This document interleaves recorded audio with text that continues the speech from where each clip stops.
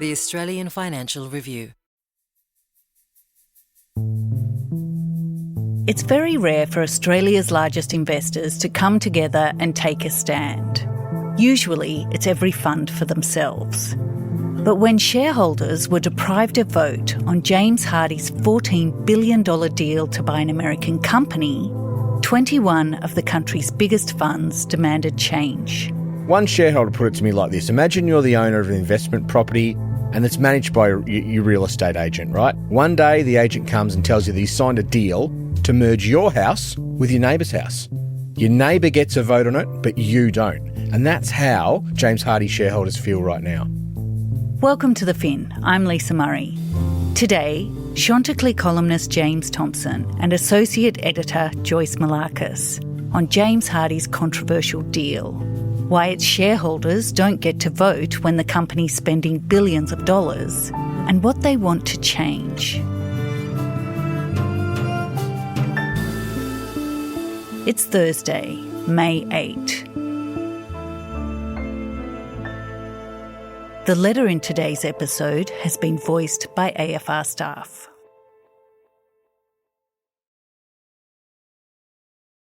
Hi James, hi Joyce, welcome to the podcast. Thanks, Lisa. Thanks, Lisa. Great to be back. Investors are up in arms over James Hardie's deal to buy American company ASIC. Joyce, give us a brief rundown of the deal and tell us why local shareholders are so upset about it. Well, Lisa, this has certainly caused a lot of angst amongst James Hardie's shareholders. James Hardie, as we all know, is well known in Australia. It's a plasterboard and cladding company. In March, it announced this big deal. It's a $14 billion transaction that it was buying an American company called ASIC, which specialises in decking. Now, ASIC is listed on the New York Stock Exchange, so it's a cross-border transaction. It's headquartered in Chicago, has about 2,000 staff, compared to James Hardie's 5,000 staff across the world.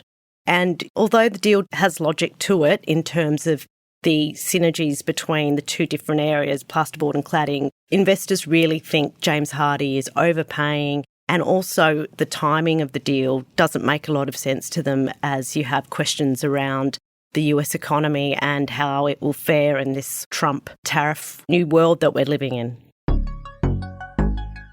AZEK, because James Hardie is paying almost $9 billion for these guys. Wow, what a purchase. James Hardie investors absolutely hate this deal. This deal is baffling because it is a complete departure of 15 years of solid strategy. The James Hardie share price dropped on the day it was announced. Almost 15%. It was a really strong rebuke from investors to the company. We wake up this morning and there's a huge acquisition diluting existing shareholders with a business neither of us can pronounce. So James Hardie's been circling ASIC for 2 years, and the CEO of James Hardie, Aaron Erter, he's friends with the ASIC chairman and another board member, so this deal wasn't a complete surprise. They used to work together at Valspar, which is a paint and coating company. So there are certainly some connections here that make this transaction perhaps more interesting than most. When they announced it, there was a really big difference between the reactions of the analysts on the call. With that, operator, let's open it up for questions. Those analysts in the US who cover ASIC, they thought it was a great deal. But I'm keen to understand how you and the team got comfort on the price you paid for ASIC. the Australian analysts thought James Hardie paid too much, as Joyce said. Just trying to understand this a bit better is why now, given the macroeconomic and geopolitical uncertainty globally. I mean, it's hard for corporates to make any kind of CapEx decision, let alone an acquisition with a massive premium. And I think there's two things that they don't like here. They don't like the fact that James Hardie's overpaid, but they also didn't like the fact that they don't get to vote on this deal.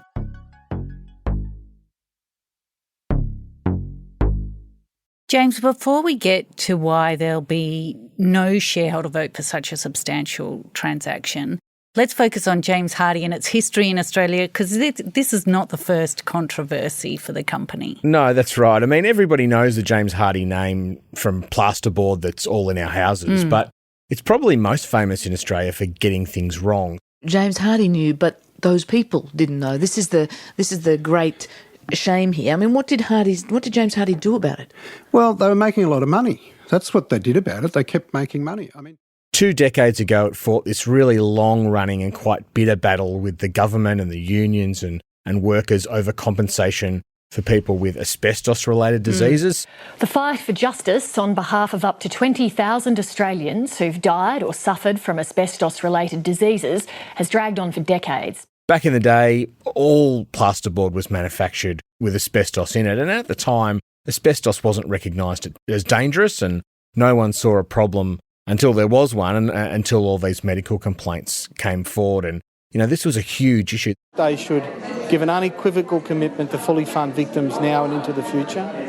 The second is that James Hardie should put money aside to run a public education program. Eventually, James Hardie agrees to pay compensation, and to this day, they pay about 25% of their free cash flow to a fund that is for victims and their compensation of medical bills and such. But the damage was done, and, the James Hardie name had a lot of mud stuck to it. And then another series of corporate moves after that. In 2001, they moved their corporate home base, their domicile, to the Netherlands. And then again, in 2009, they shifted headquarters to Dublin in Ireland so they could take advantage of a lower tax rate. So, look, things have tended to stabilise in the last few years under new management.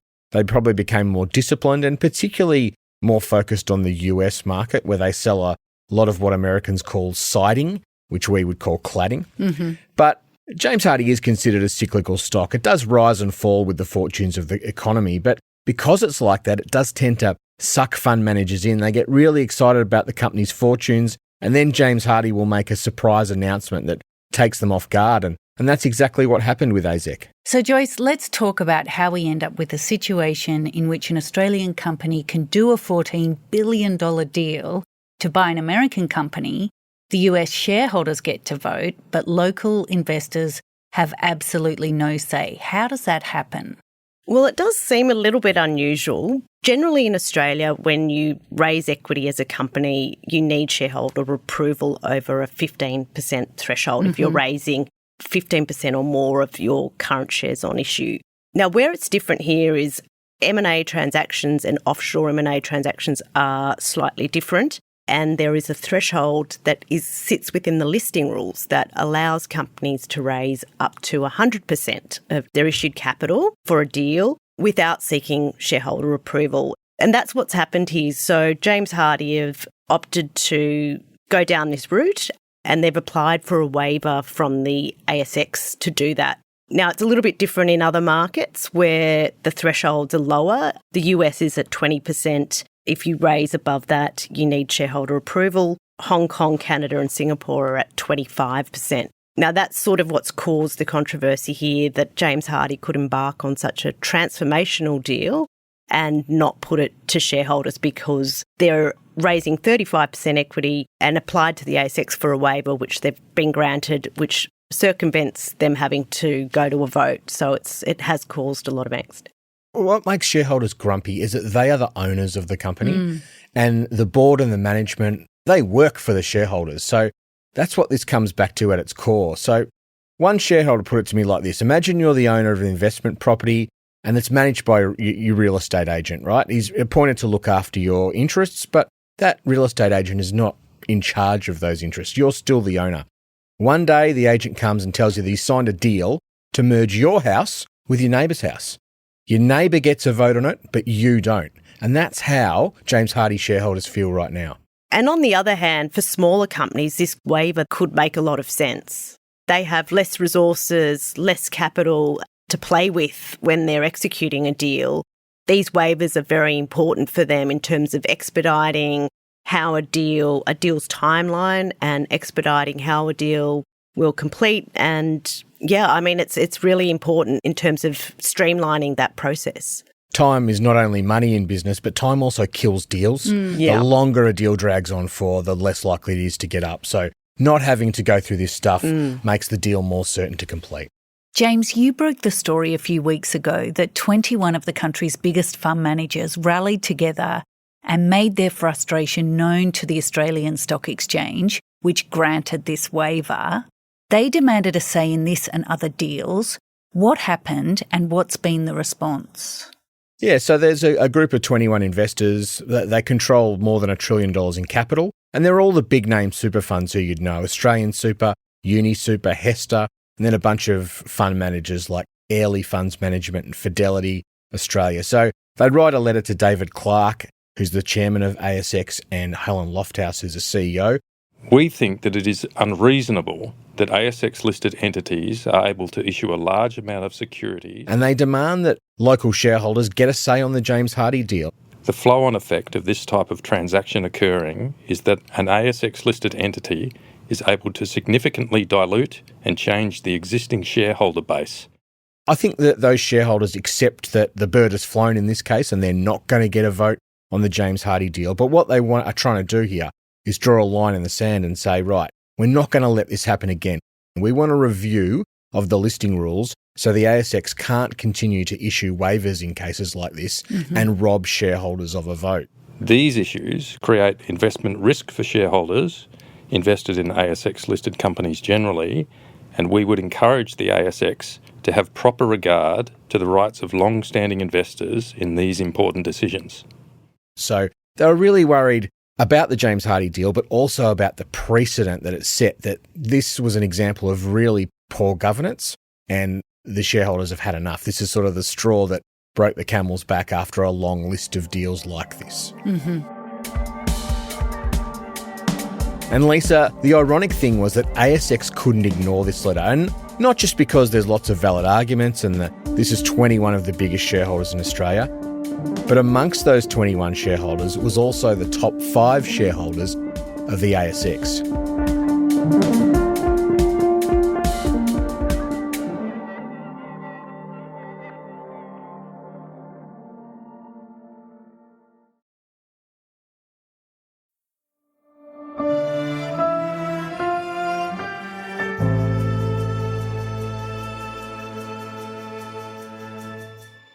We're talking about the backlash against James Hardie's $14 billion deal.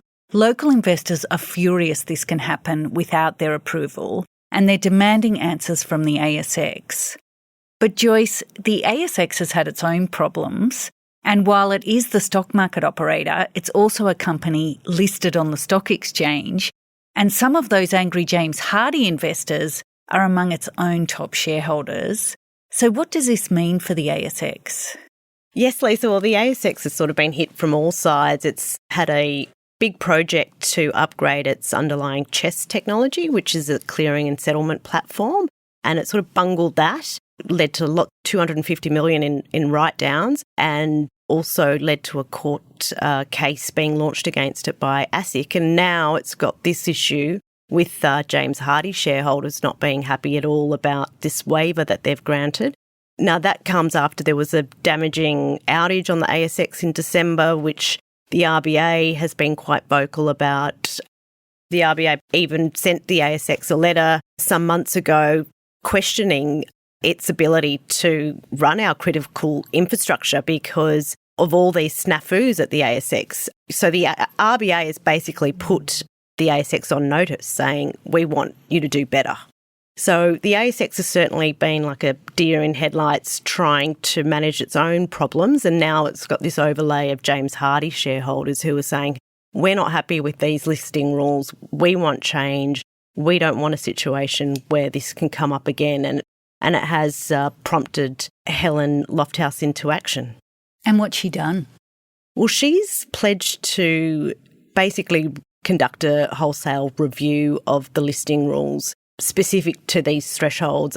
There was a similar review from the ASX around that. Well, it started in 2015, and about 18 months later, we got a response from the ASX. Now, at the time, they found that the 100% threshold for seeking shareholder approval if you're raising equity was fine. Now, they sort of went and had a look and they thought if they reduced it to, let's call it 25 to 50%, somewhere in that range, that it would capture so many companies on the Australian market that it would be sort of an onerous threshold. It would curtail M&A activity in Australia. It would make them less competitive if they were sort of bidding for an offshore target. But she's vowed to renew that analysis and just have another look at it. It's hard to know where this review is going to go. The template for last time was it took 18 months, so maybe it'll be dragged out as long again. But I actually moderated a panel at the Australian Shareholders Association conference this week where we had Daniel Moran, who's the Chief Compliance Officer at the ASX there, and I asked him about the James Hardie furore. Daniel, what was some of your reflections on this James Hardie episode? And the review of the listing rules. But I think we need to understand the complexities and make sure that we don't end up in a situation that's worse than the one we're in. And he was actually quite interesting on it. We're basically the ref. And I think it's reasonable to say the last thing anyone wants the ref to do is to change the rules in the middle of the game. I do have a bit of sympathy for the ASX. Often our investors are calling for them to get out of the way for less regulation and less compliance. And now all of a sudden you've got a bunch of very powerful investors saying, hey, we want more intervention in the market and stronger listing rules. So I think it's a credit to them that they've listened and acted and are actually doing the review. But I think it probably shows the sort of way power works in the financial markets. The super funds are so big and so powerful, you ignore them at your peril. Initially, there was concern that James Hardie would use the deal to delist from the ASX without asking for shareholder approval. And so that's because their shares now will be traded on the New York Stock Exchange, so they could ask the ASX to make that their primary listing. James, what does this deal mean for this whole idea that we've talked about a lot, the shrinking ASX and companies leaving the local bourse? Yeah, so there was a debate over whether James Hardie would apply for what's called a foreign exempt listing, and that would allow them to move their primary listing, the main place they're listed, from Australia to the New York Stock Exchange. Now, James Hardie subsequently said, we're not going to apply for that foreign exempt listing. But yes, they could have, in extreme case, they could have delisted the company from Australia without seeking shareholder approval.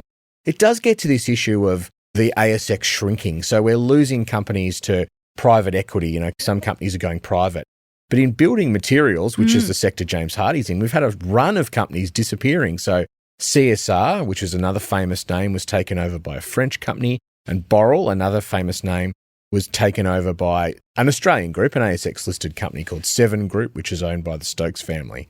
So I think there is a little bit of extra sensitivity that investors have lost all the good options in building materials, and there was a bit of a, hang on, if they go and delist who's left? So that's the extra element to this, I guess. And in that debate, there was some speculation that maybe Aaron Erter was trying to get around having to have his remuneration approved because he is a very highly paid CEO. Look, I guess that's possible.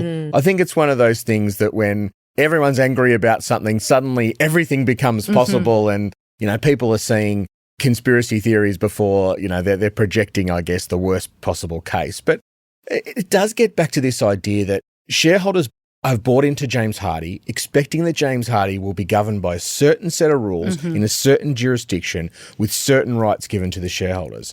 And this deal threatened to change that. And you've just seen investors say, no, it's bad enough we have to accept this crappy deal, in their view. We're not going to have our rights diminished as well. And as we know, Lisa, shareholders here, one method that they can show their displeasure with the board is through rem votes. Remuneration vote. Yeah, not being happy with giving a company a strike, lodging a large protest vote. That sends a very strong message to the board. If they don't have that avenue, that takes away an important sort of channel for them to voice their displeasure if they're not doing it directly. So finally, to both of you, local investors didn't get to vote on the James Hardie deal. But do you think the heated debate around this transaction and the subsequent ASX review into the listing rules will mean that in future shareholders will have more of a say in these multi-billion-dollar transformational deals that affect Australian companies? Well, the ASX are definitely doing the right thing in reviewing the listing rules. I don't think we should be in a situation like this again where shareholders aren't able to vote on such a transformational deal. So this provides a bit of a framework for reviewing what we've got and perhaps moving to something like a threshold, whether that's 25% to get shareholder approval if you're raising that much equity from investors, or whether it's bringing back some level of discretion for the ASX to come in and review what's being proposed and the structure, so that just to figure out whether it's fair for investors, we do need to relook at this, and not over 18 months. It needs to be a lot quicker than that, so that this issue can be resolved one way or the other. Yeah, I think Joyce is right. I mean, I think this review of the listing rules is overdue. Okay, so we did it a few years ago. Things have changed. We have seen the ASX shrink a bit since then, and it's time to do this again. But I think there's two things that are worth noting here. One is this is about the power of super funds. The super funds are very large. They have very influential voices. They have lots of members. They represent sort of all of us. You know, it's hard enough to generate returns in the stock market, and super funds feel that. And so they're not going to stand by and let companies waste their money with what they see as crappy deals without them having a say on it. So I think this is the start of super funds really flexing their muscles and making it very clear nothing gets done without our say here, which is fair enough. They're the owners of the company. That's a good point, James. I mean, if we look at the track record of Australian companies offshore, it's not great, whether it's NAB or Wesfarmers or others. And rightly so, I think shareholders are saying, well, we want to say, if you're going to go offshore in a big way, if you're going to do a transformational deal, we should have a vote. Yeah, it's our company. And I think the other thing is, what happens to poor old James Hardie here? Their reputation with investors was already a bit diminished. I think this has completely ruptured the trust that the market has in James Hardie. So it's really up to them to make this deal work. There are still some investors in the US who will tell you that, hey, this is actually not a bad deal. Maybe the price is wrong, but the logic is right. It can work. But look, they've really got to make this an absolute stunner of a deal, or they'll be in the doghouse with the market forever. Thanks, James. Thanks, Joyce. Thanks, Lisa. Thanks for having us, Lisa.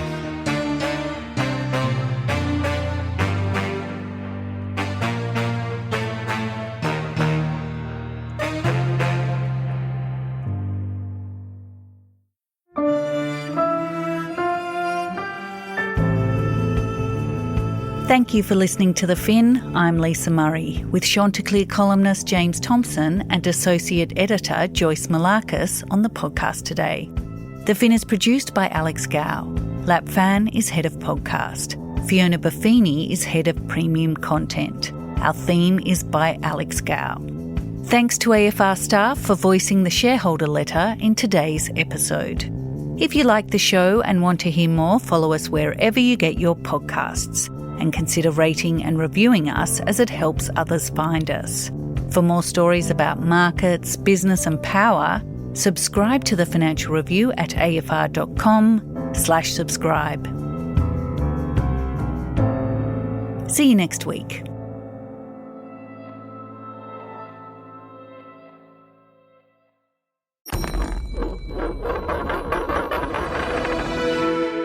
The Australian Financial Review.